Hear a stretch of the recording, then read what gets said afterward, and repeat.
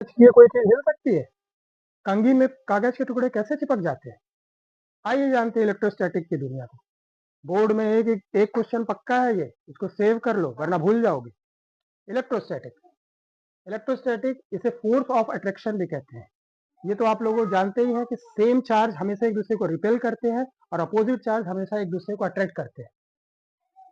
ये plus plus same charge है, एक दूसरे को रिपेल करेंगे या एक दूसरे को आकर्षित नहीं करेंगे, और अपोजिट चार्ज ये प्लस प्लस या माइनस माइनस ये हमेशा एक दूसरे से दूर जाते हैं, और अपोजिट चार्ज प्लस और माइनस ये हमेशा एक दूसरे के पास आते हैं। जैसे हमने जाना था NaCl का बनना, सोडियम और क्लोराइड। सोडियम प्लस आयन में एक इलेक्ट्रॉन एक्स्ट्रा रहता है, क्लोराइड माइनस आयन में 7 इलेक्ट्रॉन रहते हैं। इसको स्टेबल होने के लिए एक इलेक्ट्रॉन की आवश्यकता रहती है।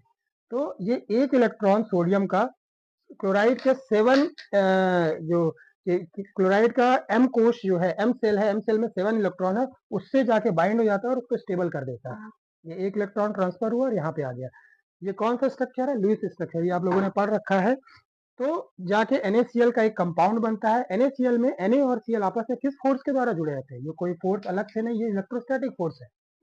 इलेक्ट्रोस्टैटिक फोर्स को हम और अच्छे से समझ सकते हैं फिजिक्स के कूलॉम लॉ से। फोर्स इक्वल टू के कोफिशिएंट, के कांस्टेंट, Q1 Q2 ये चार्ज है, और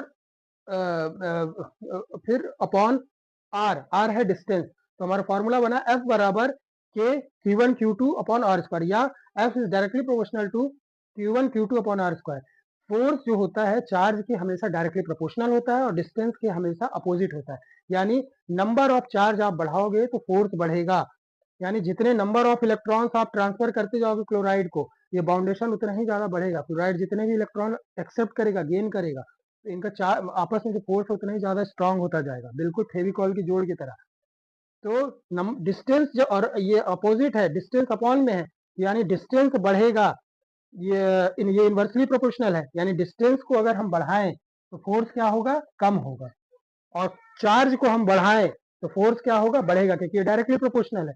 तो डिस्टेंस बढ़ेगा तो फोर्स कम होगा, चार्ज बढ़ेगा तो फोर्स ज्यादा होगा। इसका एग्जाम्पल है कंघी से पेपर के टुकड़े का चिपकना। कभी आप लोगों ने देखा होगा कि कंघी से जब बार बार बालों में लगता है, अगर उसी बाल के तेल उस कंघी पे लग जाते हैं और पेपर के टुकड़े के आसपास रहे तो उसे जाके चिपक जाते हैं। बलून जो है, बलून को आपस में रब करने पे, दो बलून को आपस में रब करिए, उस बलून को फिर आप दीवार के पास ले जाएंगे, दीवार से जाके चिपक जाएगा। और जो बिजली चमकती है आकाश में, ये सारी चीजें जो एग्जाम्पल है इलेक्ट्रोस्टैटिक फोर्स के, इसको अच्छे से याद करें।